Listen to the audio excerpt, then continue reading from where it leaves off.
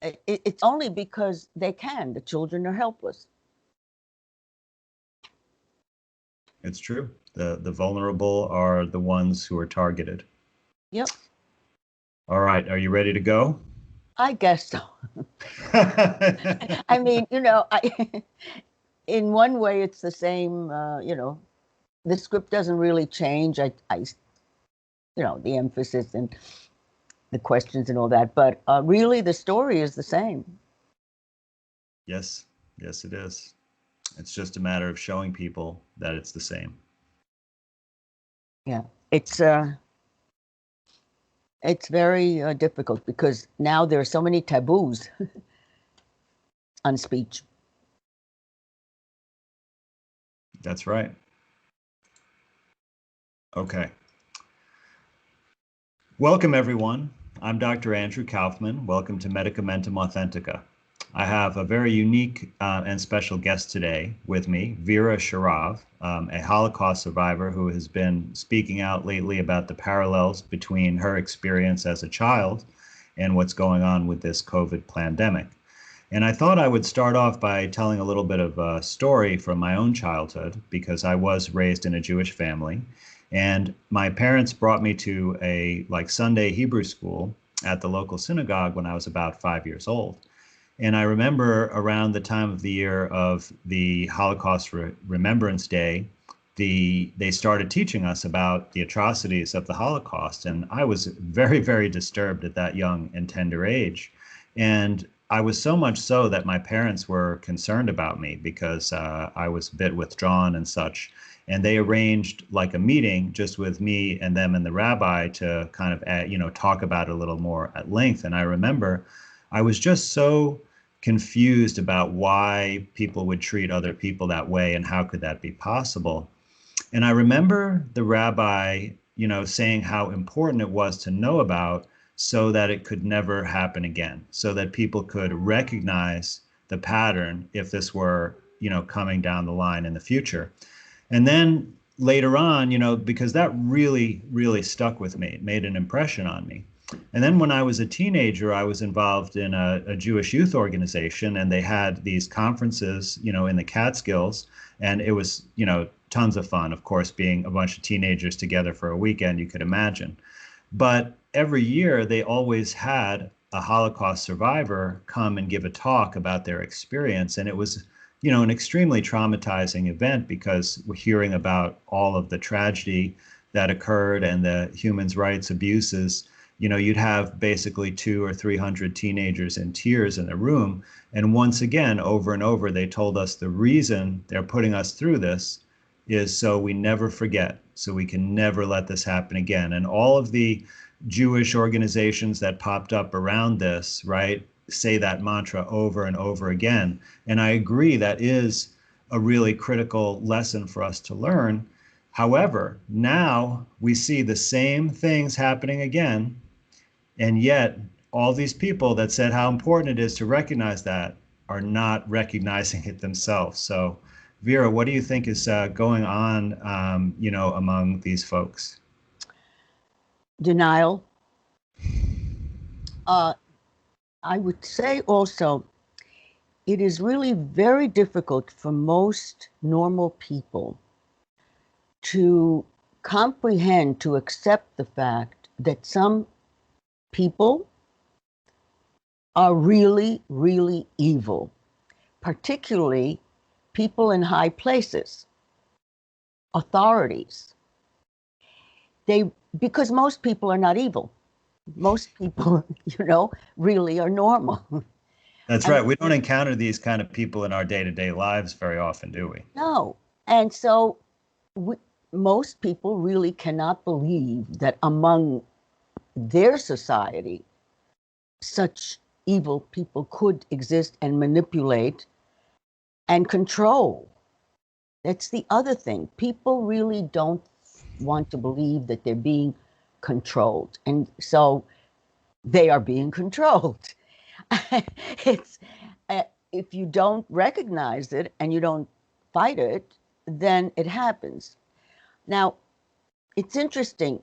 Primo Levi, who was an Auschwitz survivor, and he was an author. He was a chemist as well. He was in Auschwitz, I think, about 12 months, and he wrote a great deal about it. But he said, it happened, therefore it can happen. It can happen everywhere. I have those tentacles because I was a child. I was 3.5 when my world collapsed. We were evicted from our home. We were forced to wear a yellow Star of David, which was as a sign of shame. And we're talking about in Romania, correct? In Romania, right. We were deported from Romania into the Ukraine and herded into a concentration camp. My father died there of typhus, which was an infectious disease that spread in all the overcrowded and total unsanitary ghettos and concentration camps. Right. And we learned a lot about that from Florence Nightingale as well. Sure. Okay, that disease is spread by a lice, which is really through dirt. At any rate, the Nazis, though, really did accuse Jews of being spreaders of disease, spreaders of infectious disease. That was a way of making us pariahs. Right. And this was, of course, done in history before, like, for example, in medieval times with lepers. Yes, yes. Right. There's lots of precedents. And these things, like, the Holocaust was not the first time, right, this type of thing has happened, right? It's the most recent time in our memory, but, governments and monarchies have slaughtered their people many times in the past. There are two things that are unique with the Holocaust. One is the important role of the medical establishment, the entire medical establishment. That means clinicians, academics, the highest prestigious societies. They were all both supported and participated in the Holocaust in one way or another. The other is that it was technologically efficient, thanks to IBM. Right. Those two things make it unique. Industrialized genocide, very methodical, on schedule,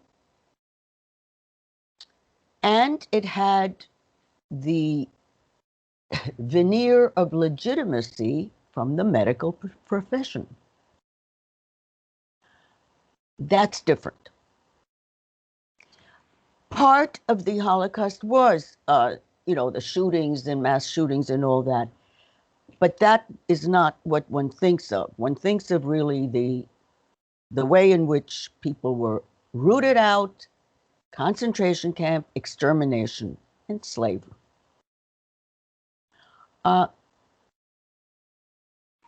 What is horrifying is that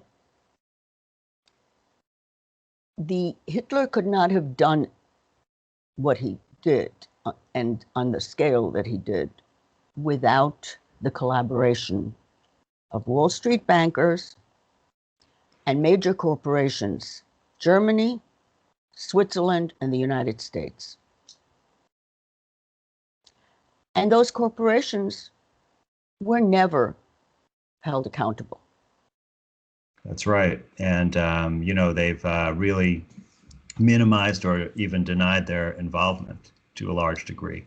Well, 70 years after, secret documents were discovered, IBM documents, and they proved absolutely not just the complicity, but the partnership.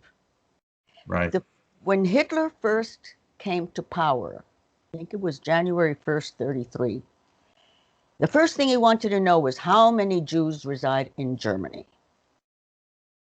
And Watson, CEO of IBM, offered his punch card services to the specifications that Hitler would give him. And that's how it happened. Right. And people may not realize that back in that time when you were using the IBM punch card system, you basically didn't just purchase the machines, you purchased a contract where they would come in ongoing service because these machines required a lot of servicing, right? So we're saying that, throughout the entire period of Hitler's power, IBM contractors were coming in to maintain the machines as they were using it to make decisions about who to exterminate, who to put in labor camps, etc. Absolutely. This was a very, very, again, high profits because they leased the machines and they serviced them, and they created, the coding and scheduling of the trains, everything, every step of the way.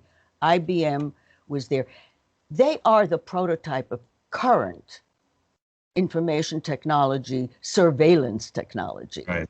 And so this, for example, the coming vaccine passports are basically like a high-tech version of the same punch card system that we're talking about. Exactly the same. And the same, IBM is right there and among the forefront. There's IBM, there's Microsoft, they're all working together. Right. And they also, the other disturbing thing is that they have covert contracts with the government, with government surveillance, CIA. That's what makes this so, the parallels are right there. So let's talk a little bit more about how the parallels in the medical system, because obviously that's an area of special interest for me. And, I imagine that this is something you mostly learned about a little bit later, right? Because you were pretty young at the time. But, most people think about the atrocities that were occurring around 1941 or so, right, with like major concentration camps and extermination programs. But if we look back earlier, after Hitler was already in power for several years, around 36 is when these kinds of procedures, I believe, started occurring. So can you tell us a little bit about how the medical establishment was conscripted? Well, first of all, early on, when he came to power and really before, sterilization was a big thing. And the United States was the leader in that. Right. So this is the essentially eugenics program, right? In the That United is what States. eugenics is the thread, the common thread. And it never went away. Eugenics is still very much, they don't use the term. Right. No, they call it medical Genetics. ethics, right? Yeah, they call it bioethics. Bioethics. Bioethics. Yes, the bioethics, right. And all the departments of bioethics, the academic departments, a lot of what they talk about is essentially the eugenics agenda. Absolutely. Absolutely. That's right. The architect of Obamacare is a eugenicist, Ezekiel Emanuel. He said that people after 75 shouldn't get basic medical treatment. All right, so let's go back to where that comes from. It was around 1941 that Hitler instituted a secret program, T4, Aktion T4. And the first victims of the Holocaust were not Jewish. They were German infants and children under the age of 3 who were disabled in whatever way. Midwives and nurses reported their existence to the state. Wow. Okay? And then it was medical doctors who selected the children who would be medically murdered. The Parents, of course, when the children were being taken away, the parents were assured they would be getting special treatment. Whenever you hear special treatment, watch out, because the special treatment was medical murder. And some of the children were even used in starvation experiments so that doctors could record how long a young child could live without food. Do you know the mechanisms that they used to murder these children at the time? It was an injection. The method itself was more or Right, less because the I had read that they were actually also experimenting with which same. substances are the most toxic. That's a little bit, you see, this was step one, the babies. Then it became children of all ages and the mentally ill. That was the next big group. And then it was the nursing homes. Now, by then, they had already established medical murder centers, medical murder centers. There were about 5 or 6 of them. So that people in hospitals, long-term care facilities, whatever, would be bused by special buses from wherever they were, into those centers. And those were just mass murder centers where they did indeed experiment on different ways of murder. And they developed the gas that was then used in the crematory. And the families just willfully gave up custody of their children for this purpose, or how did No, that? they were coerced. No. Now, there was a certain point when the elderly were in line for treatment. There was some pushback. And the Catholic Church, or I should say Catholic ministers, held sermons about this. So then it just went underground. It was as if, I mean, this wasn't going to stop. It just went underground as if it's no longer done. And that's why also they needed the centers far away so people couldn't. It were all sorts of castles were made into medical murder facilities, and everything.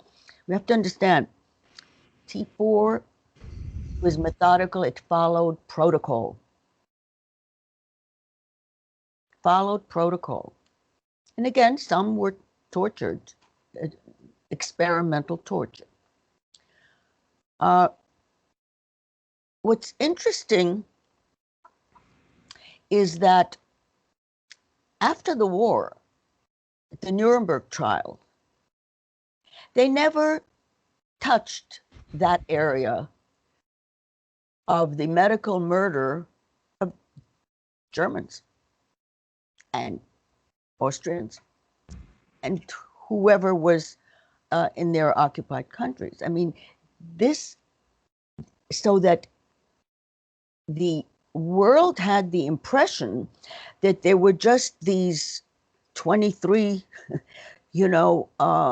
monsters who Right. did all that, but the rest was really fine. Right, but you're saying it's actually it was the entire medical The establishment. entire medical establishment, and it took 3 generations for Germans to come to terms with the enormity, really, of the crime and with the fact that their grandchildren kept quiet, Right. the most part.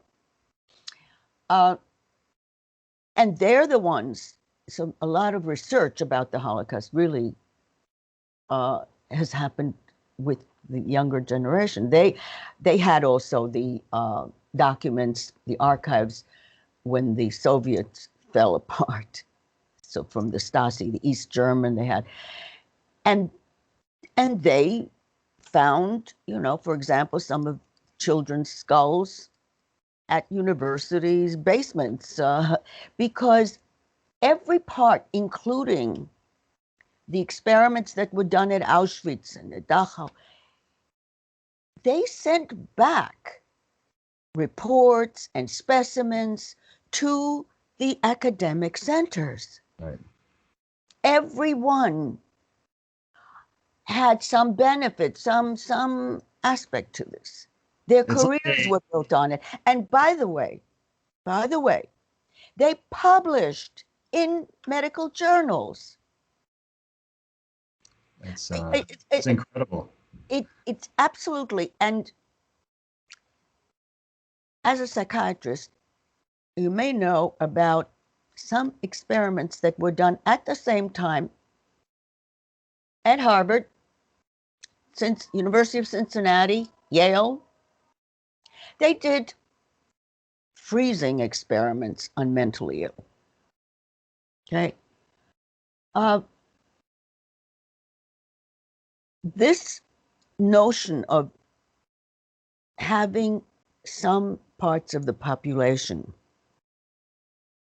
as despised disposables that you can do anything with, that's what eugenics is really about. It's not only to reduce the population, which now especially that's what they want to do. They don't care anymore if you're what your ethnic background is. Now they just want mass population reduction. But at that time, they selected who they wanted to get rid of. And so before that, they wanted to make use of them. And doctors argued that these people owe society their bodies because they're being taken care of. Right, because they've been a burden as useless Yes. years, right? That was the term they used. Yes. Well, as I say, the vocabulary changed. Right. The ideology didn't.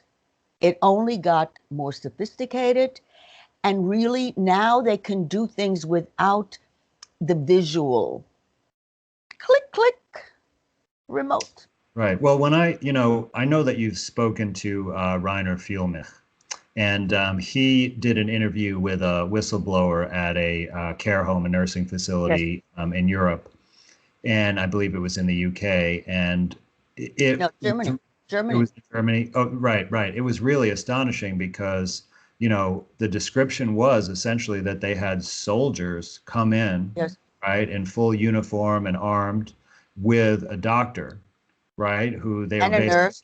And yeah. It right, was, they were just holding down nursing home residents and injecting them, right, no matter how they were responding to it. you know what? There's a video right now from California. Same thing. This is disabled. It's probably both developmentally disabled and maybe Is it mentally. like a group home facility or something like that? Yeah, yes. And it's the same thing. 4 people are holding them down.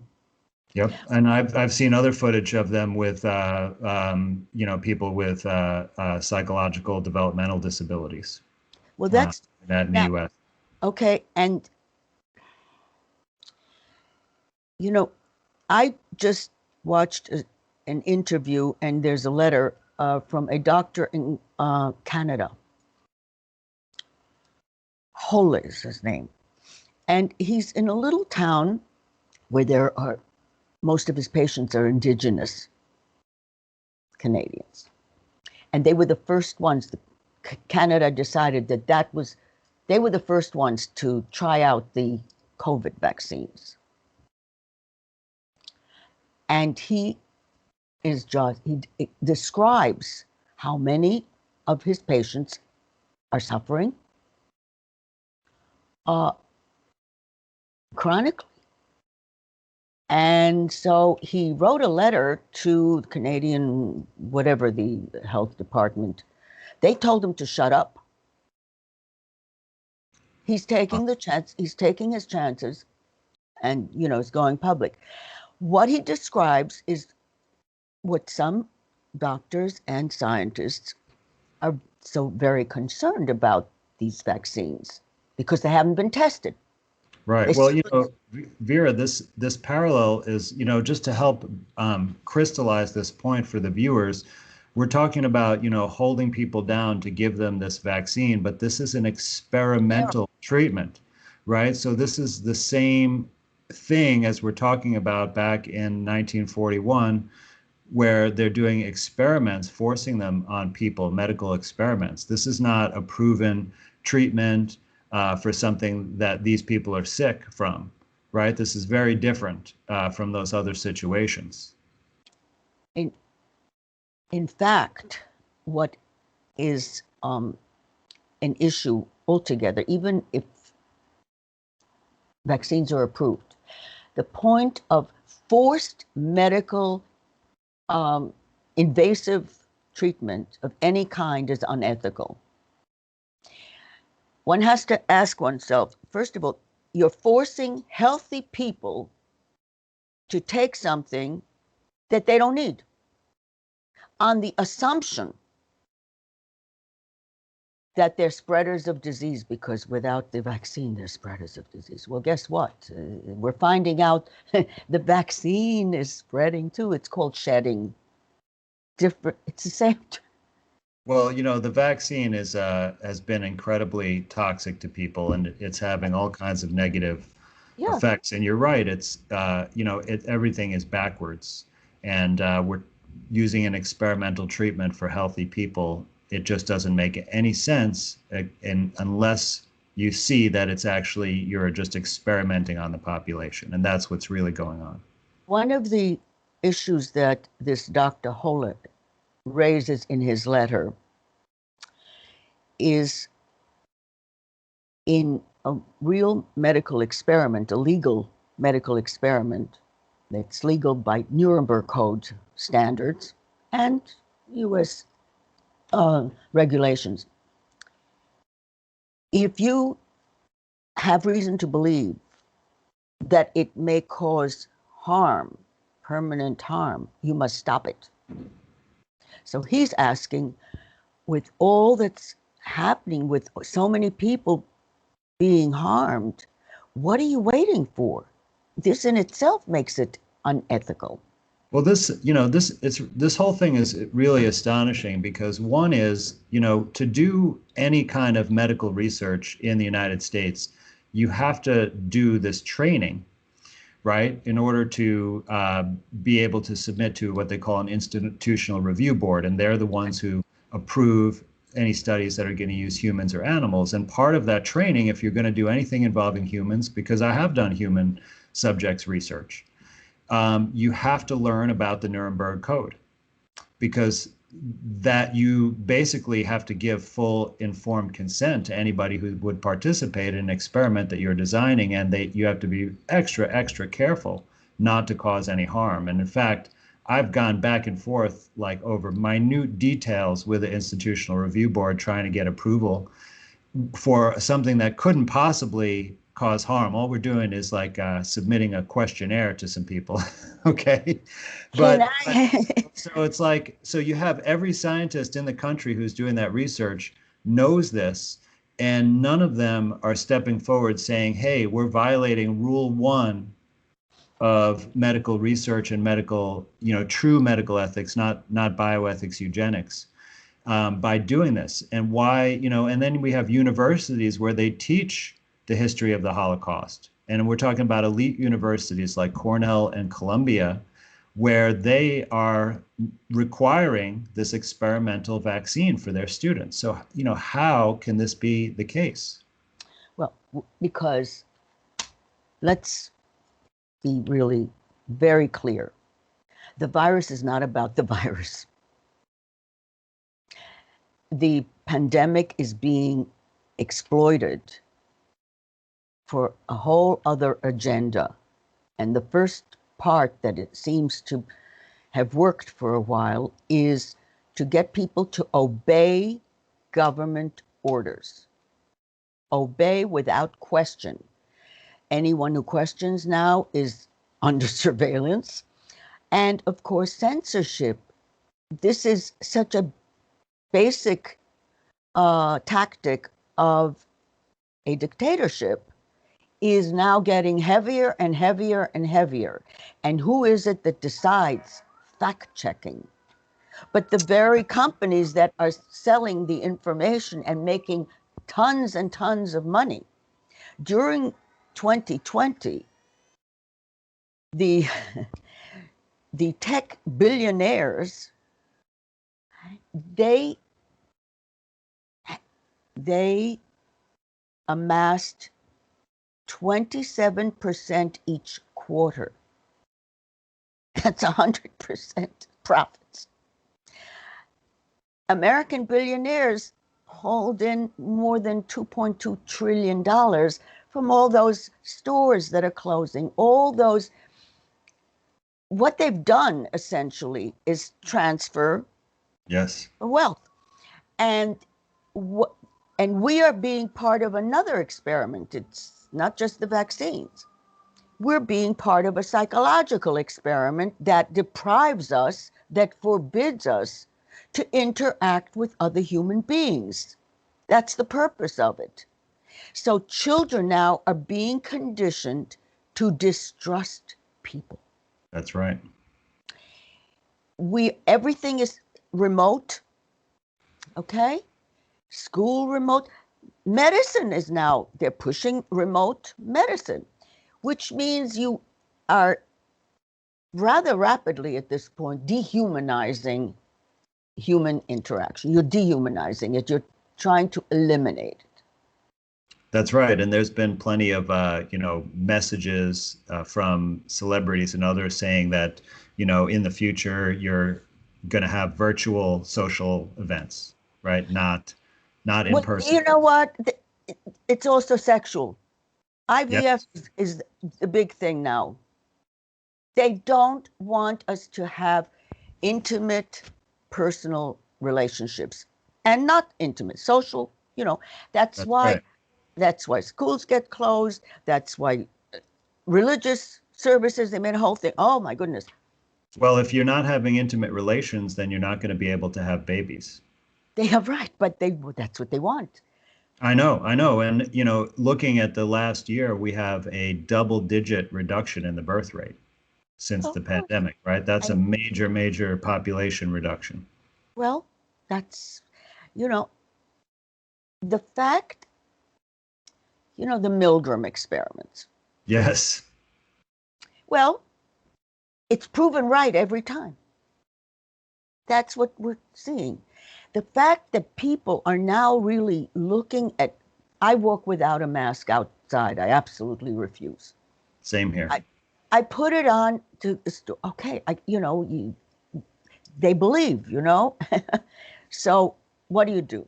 The fact is, though, that those checkers, for example, at the supermarket, all day long with the mask, it's not doing them any good health-wise.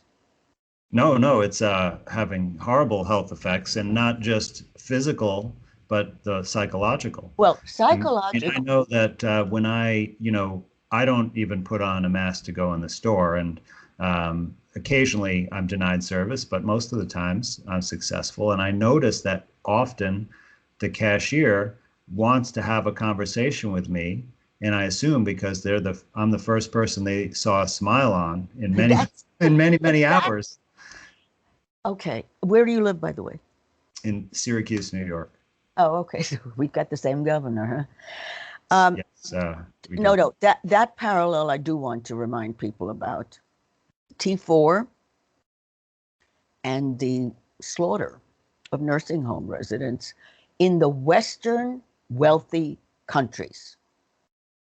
And it includes pretty much all of them.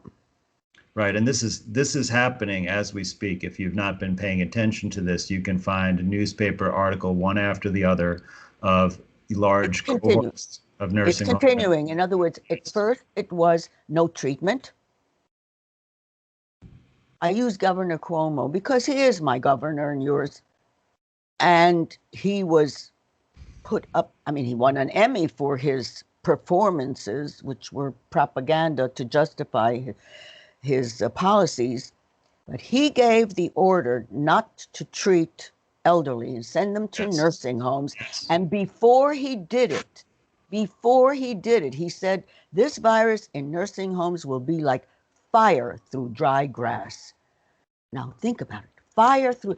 He's responsible for the extermination, essentially, of 15,000 human beings.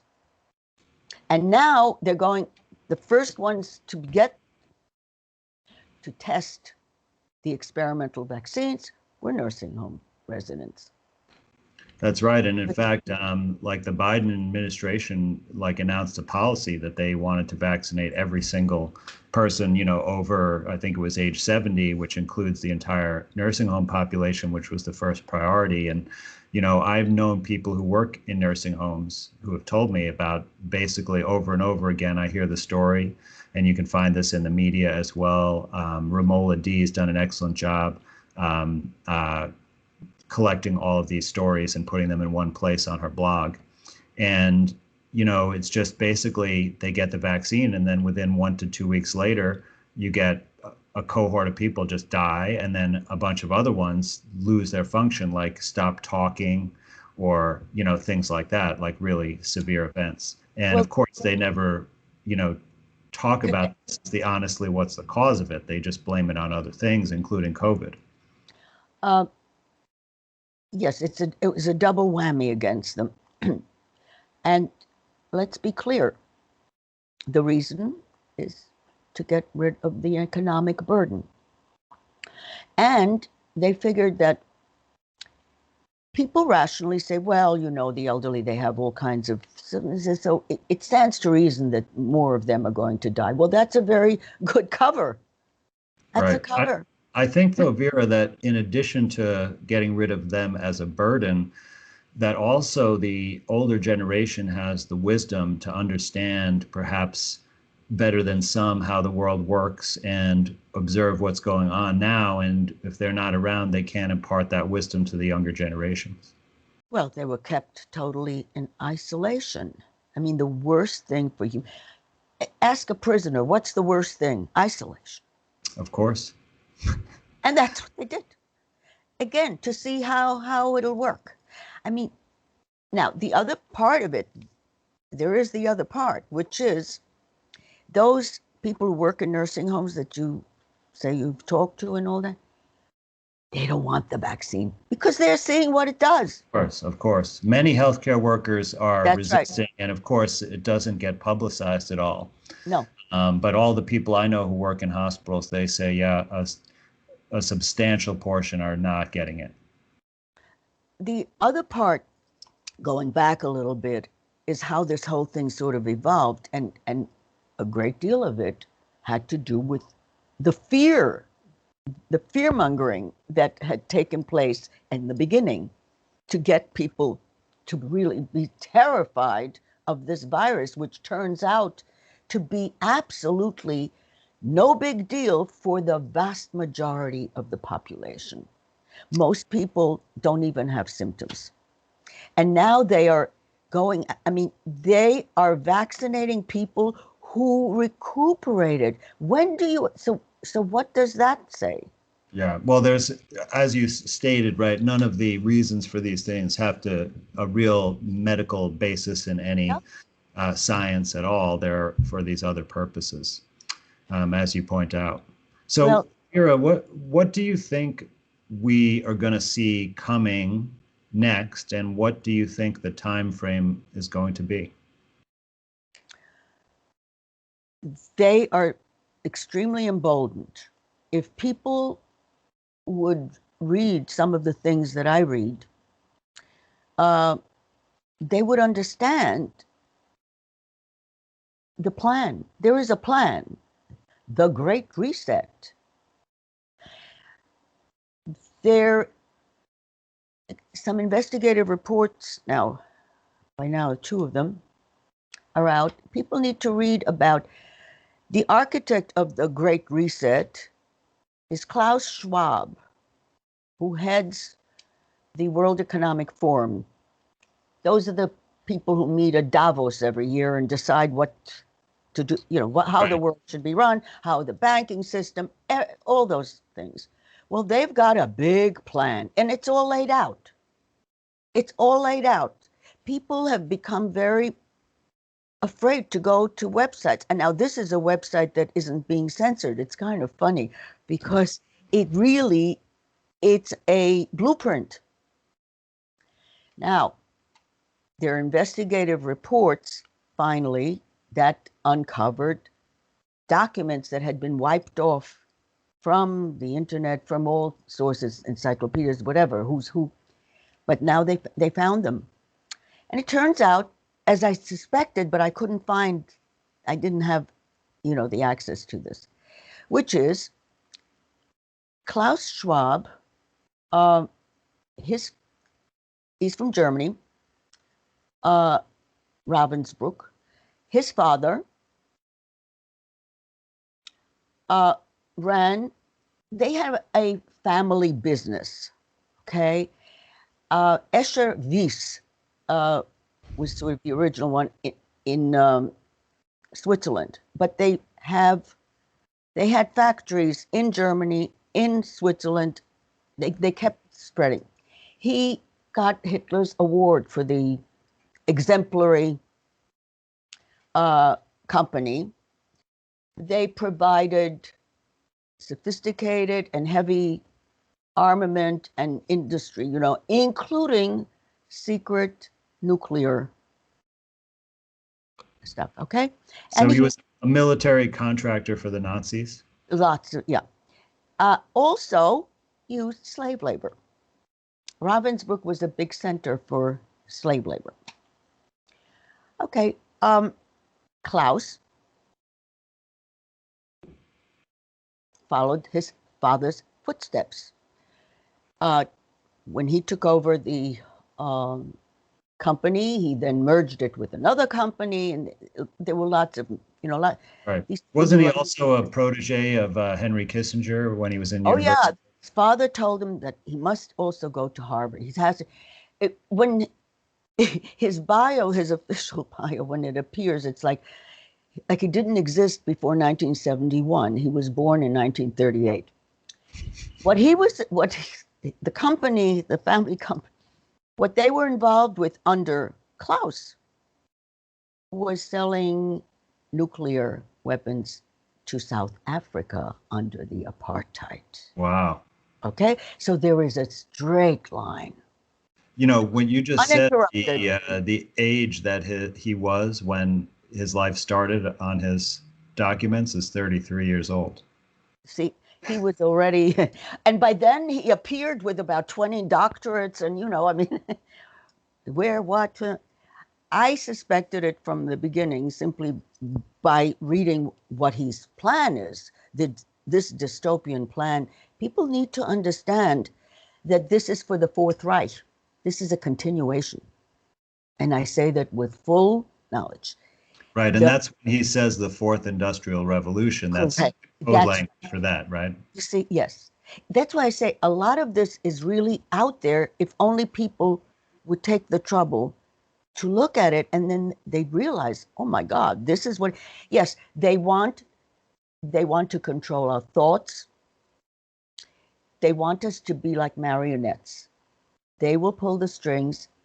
And of course, in China, they're to a degree already doing this. If you misbehave, hey, you may not be able to get groceries. It's all on one identity. The social credit system, so-called. Yes. And that's what they want to institute here. They want to get rid of cash. Look, they got rid of local businesses. Now they're going step by step. You asked earlier, the time frame and all that. We don't have much time and they don't have much time.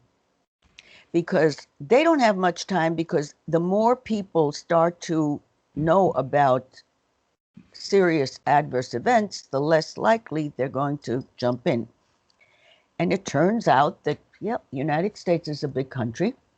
And because we are so politically divided, half the country doesn't go along. It's interesting. I watched Trump the other day. He came out of came out of hiding. Well, and when he was asked, he lies so easily, that you can just see it because he was asked, "Did you take the shot?" He said, "Oh, yeah, yeah, I had it and I took the shot." No, no, no, no, no. Uh-uh. But when he was asked, but all these people, he said, "Yeah, I don't know. A lot of my people, they don't want to take it." Well, so they don't want to take it. Okay. It's interesting. It's very interesting. There was a video of a CNN reporter in Oklahoma, I think. And he went into a restaurant and asked, "Okay, how many people are going to take the vaccine?" And nobody raised their hand. He said, nobody raised their hand. So he started to go from table to table. And the answers he got were very, very interesting. "We don't trust what government does." And next, he said, "But the science," and all that. I said, "Don't care, I'm not taking it." And then, Wow. and Was then, this? and then he went, the last one, that was the gem. He said, "What about if Trump tells you, you've got to take it. Trust me, you have to take it." He looked at him, he said, "Why the hell should I listen to Trump?" There Wow, this is the goes, best thing I okay. heard all week, Vera. All right, I that's want why to go to I'm the saying restaurant. something at least. And I just heard from someone who attended a big rally, actually was in a church in Virginia, 1 hour away from Washington. About 500 people. Nobody wore masks, and the minister said to the police, "Out. This is private." Okay, so here in New York City, everyone is wearing masks outside, walking their dog in the park, sitting alone on a bench. It's unbelievable. What happened? You're a psychiatrist. What happened?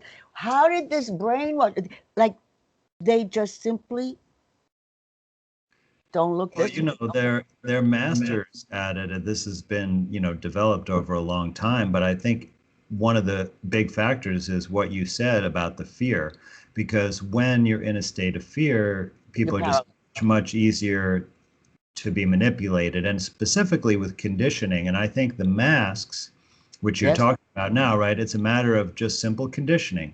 Mhm. If you wear it, you'll be safe, you'll be virtuous, you're saving your fellow man, right? If you don't wear it, you're a nuisance, you're selfish, you're killing grandma. And that simple conditioning, of reward and punishment under the fear has worked incredibly well. I mean, this is over a year and people are still wearing masks. And it's just become like a habit, almost like they just put it on naturally without any thought anymore. And it's for me, it's the hardest thing to just see whenever I go anywhere. I just want to go around and rip them off people's faces and I say, get it. wake up, man. No, it's so depressing that that I often don't go out, even though I have the park and everything where I live. And luckily, I have a view, so I'm not so closed in. Uh, but no, but this is really food for thought, just like the story with the restaurant.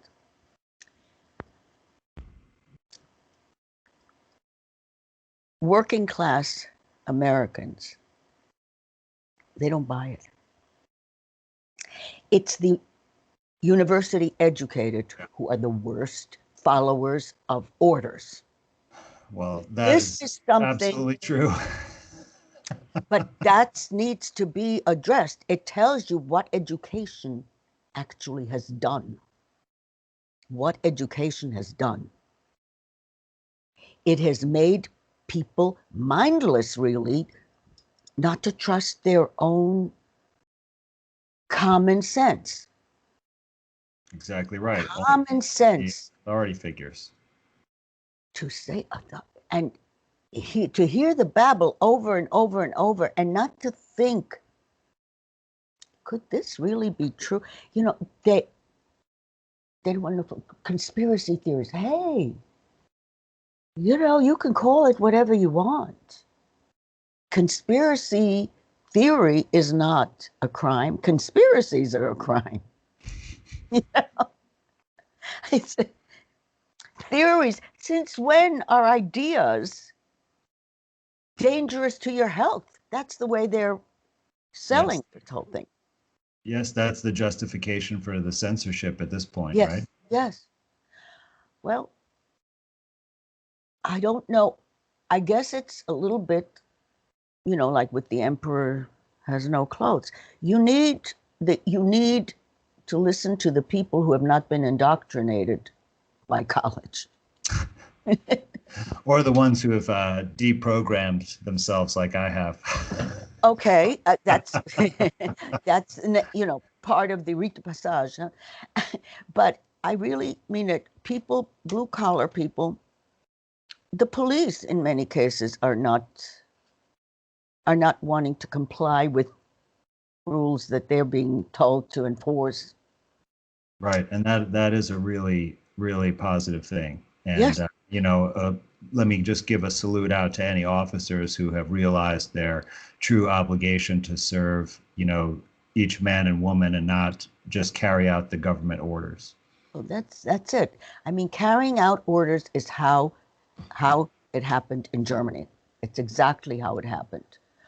Um, and That's right, because there's not enough people in the government or the army to do it. They have to co-opt everyone, mhm, right, or a mhm, majority of the people to do it, to do the dirty work for them, mhm. right, to turn in their neighbors and such.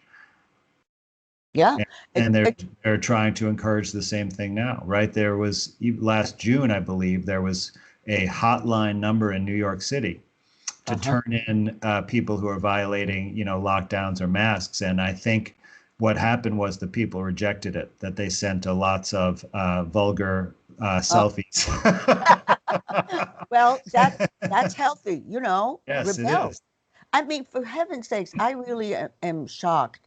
Um, New Yorkers always regarded the rest of the country as if it's, boondoggle. And now it's the other way around. You're right. That rebellious spirit of individualism Yes. is completely wiped away. And that's extremely, extremely sad and dangerous because that was what was unique about America. Now, I have to say, this same phenomenon is taking place in Israel. Yes, it is. The exact same phenomenon. And, you know, uh, Israel, Israel's existence was as a refuge for Holocaust survivors and for other Jews who were being persecuted in other countries. So this is and a group of Israelis filed a lawsuit with the International Criminal Court against the government for violation of the Nuremberg Code. Well, the government sort of poo-pooed it that they don't have jurisdiction. That really got me. They don't have jurisdiction about the Nuremberg violations. That was done. We're talking about making a technicality argument when you're being accused of, This is doing major. worst It's atrocity that's and possible. Right? and the whole world adopted the Nuremberg Code as the standard. It is the international legal standard, and it applies beyond borders of states. Its significance is really very great, and that's why Reiner Fullman is going to use that Right. as In the United States, it's been upheld by the Supreme Court, but the what I hear is that the trial courts now are not responding to it. uh, yeah, I posted something about the significance of the Nuremberg on my, it's kind of succinct. There have been quite a few, and of course, one of the cases was against Pfizer. Okay, that was their Nigerian experiment on children, uh, their experimental antibiotic, Trovan. Yes, I was very familiar with that experimental antibiotic earlier in my career. They drug reps were promoting it like crazy. well, Pfizer. And the New York State, actually, no, it was the federal second district, held them, they found them guilty and they had to pay. Of course, how Pfizer stretched out payment to these poor families, for years. But that's their way. But never, but as far But as also, legally, that's not really an adequate remedy. I mean, the people responsible for that should be of, punished. of course, but the point is you can use the Nuremberg Code in the United States courts. It's never been challenged. I was involved in two cases where the judges got it, and absolutely, and they made the parallels, the comparisons. Both involved children. One was in New York State against the New York State Department of Mental Health, where children were used as experimental subjects in psychiatric drug trials. And the judge said something very interesting. He said, parents can make martyrs of themselves, but they can't make martyrs of their children because children can't give informed consent. And the other case was Maryland Court of Appeals, which is the highest court in Maryland, and that involved also government. Notice, by the way, that many of the worst atrocities, medical atrocities, are done by government-sponsored research. This was one sponsored by the EPA, in which African-American toddlers, it had to do with lead abatement, okay?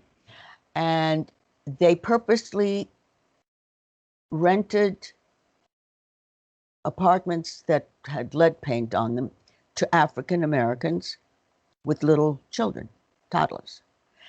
And they wanted to show that you really don't have to totally abate. Okay, that was the purpose. But what they did was use the children to play around, children lick and take things in their mouth all the time. And they monitored their blood level of lead in their blood. Now, it's proven that lead reduces IQ. Yes.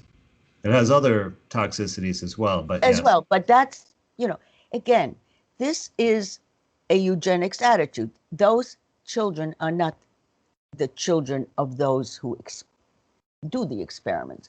Well, the judge in that case, and the IRB was fine with it, everybody was fine with it. The judge, though, oh boy, if you haven't, read that judgment. He just compared it to all the atrocities the Nazis did. Wow. It's a very, it's a 50-page decision. Well, we should bring the fluoride case to that judge because fluoride, which is still put in the water, also reduces IQ in children. Then plus hurting your teeth. I mean, other than that. Well, yeah, that the fluorinosis can happen as well. Absolutely. I mean, there's lots of, fluoride is a byproduct of aluminum mining, and they used to have to pay to dispose of it, and then the only industrial use was for like rat poison. And until they partnered with the American Dental Association and came up with this scheme to put it in the water. Yes. And that now they actually get paid for it. They sell it rather than having to pay to dispose it. That's called smart business, right?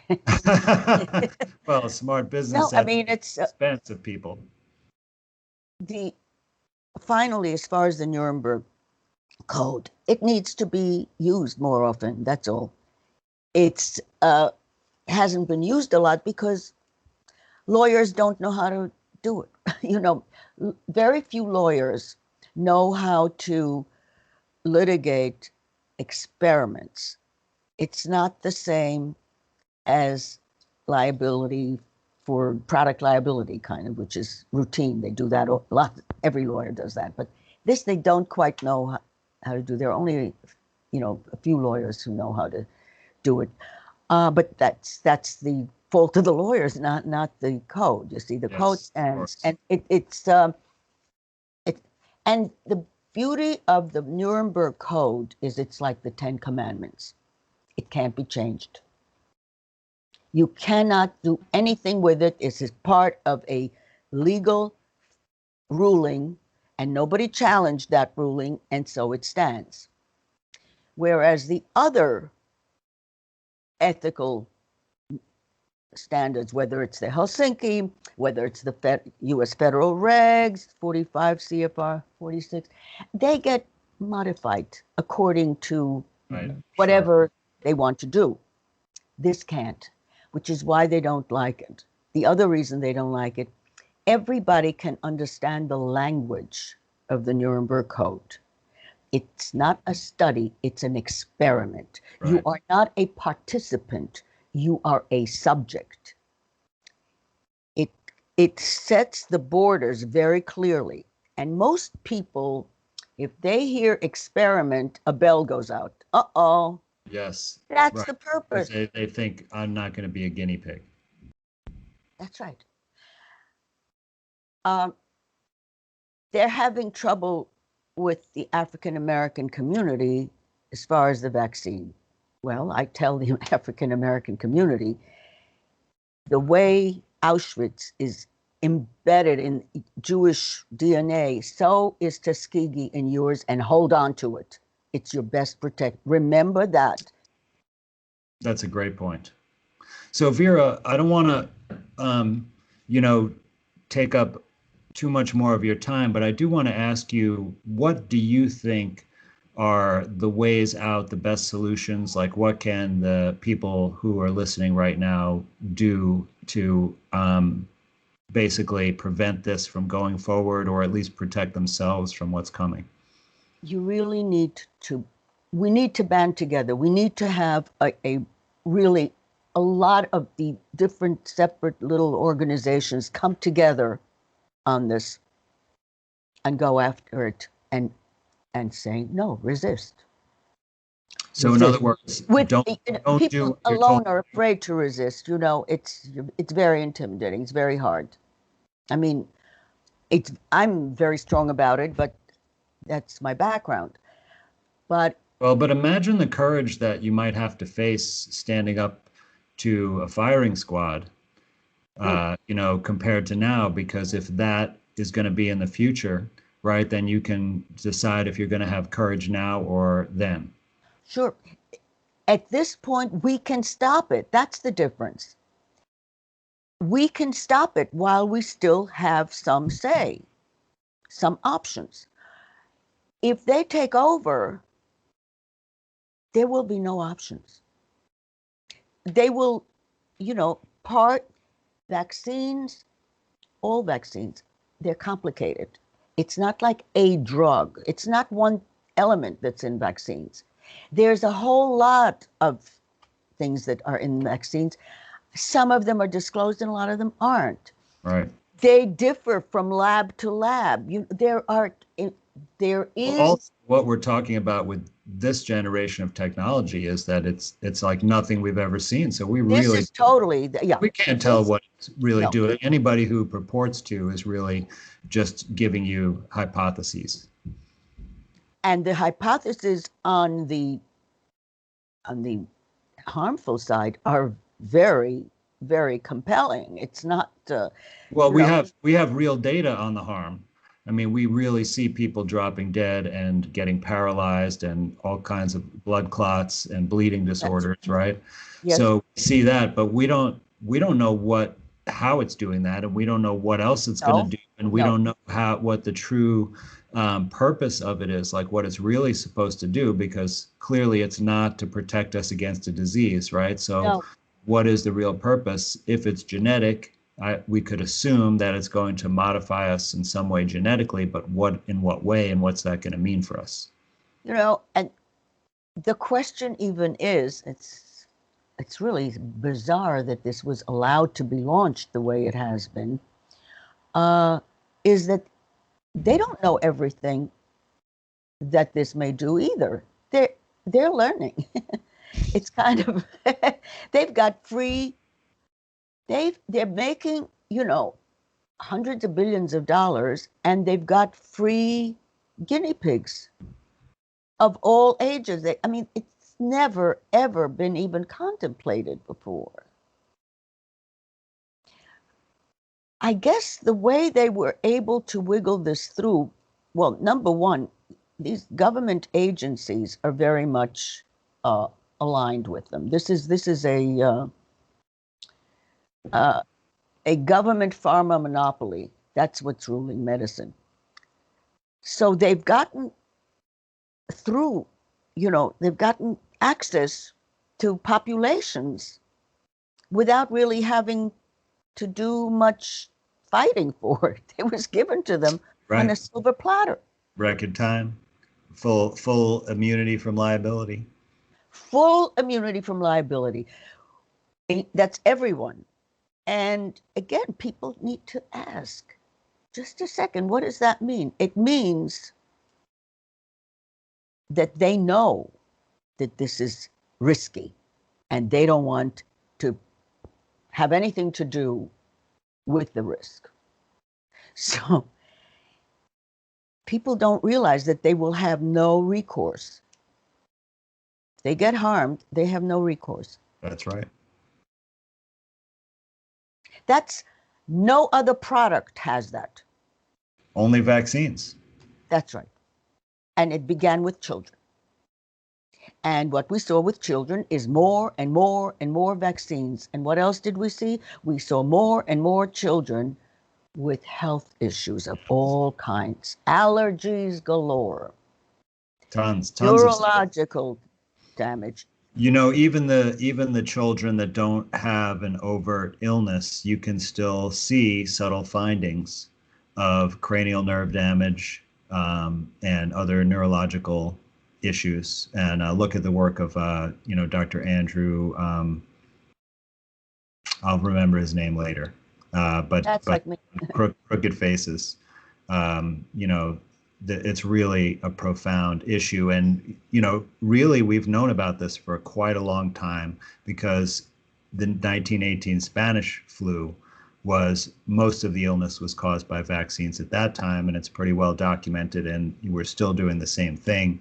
And there's been so much propaganda about this, and brainwashing, that we see people just going along and thinking these vaccines are tremendous advances and that they're going to provide all this benefit. And now they are finally testing these experimental genetic vaccines on young children. Yeah. And they'll be giving it to them soon. And pregnant women. Yes. It's clear that they have no respect for the population. Absolutely none.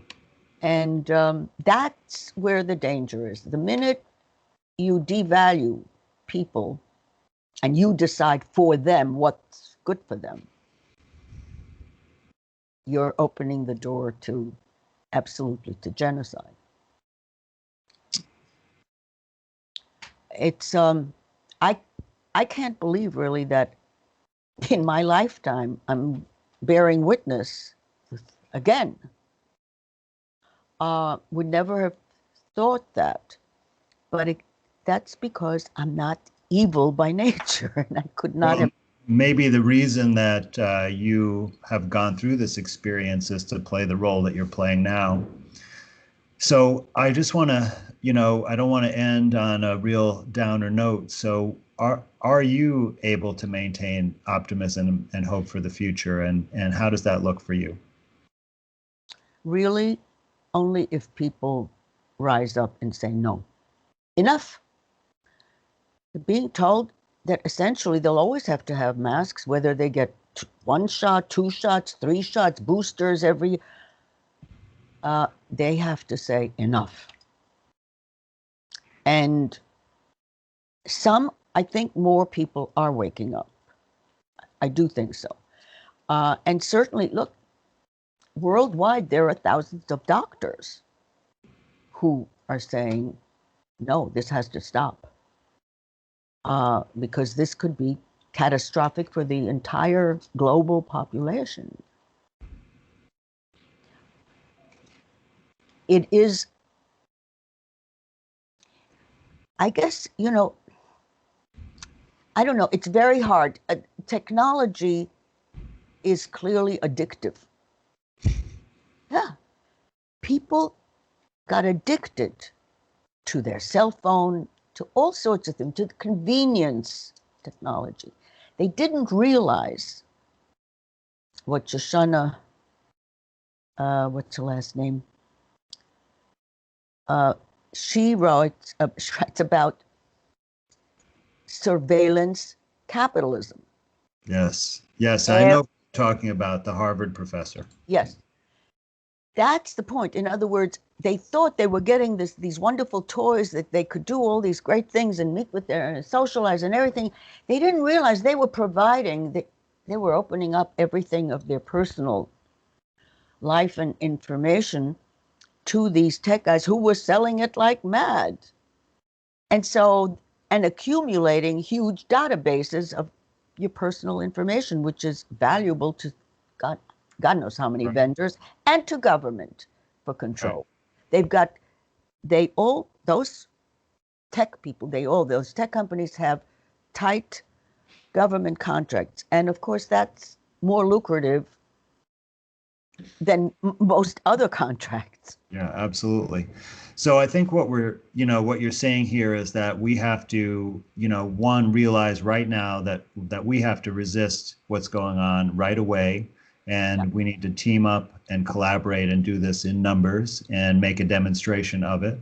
And that we have to look closely at the technology that we're participating in, because this is what's going to be used to manipulate us through this surveillance state. And we need to, definitely re-examine that and look at how we can exit from that strategy. And Vera, I just want to thank you so much for taking the time today. And I know this isn't really enjoyable material to talk about, but it's just so important to let people know that you, through your experience of this, twice in your lifetime, can really see what's happening. And anyone who is not sure the serious nature of this situation, please take heed of what we're talked about today. Assume your role as adults, thinking and decision-making adults. You may make some mistakes, sure, we all do, but be responsible for your own life. Don't let others run it. Absolutely, Vera. Is there a place where people can find out more information about you that you want to give out? Yeah. The website, it's the Alliance for Human Research Protection, ahrp.org. Take a look. There's lots of material there. Fantastic. And as always, please find me on andrewkaufmanmd.com, and please sign up for my newsletter and my live webinar series where I'll be having guests of the same caliber as you've seen with Vera today. So once again, thank you so much, Vera, and everyone for listening, and we'll see you next time. Thank you.